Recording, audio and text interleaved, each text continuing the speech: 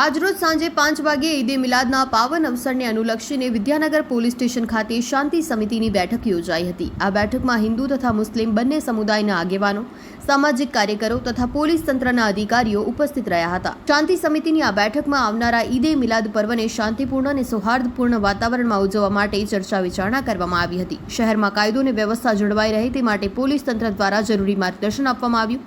સામાજિક સુમેળ જળવાઈ રહે અને દરેક ધર્મના તહેવારોમાં સૌ સહકાર આપે તેવા સંદેશ સાથે બેઠક પૂર્ણ કરવામાં આવી।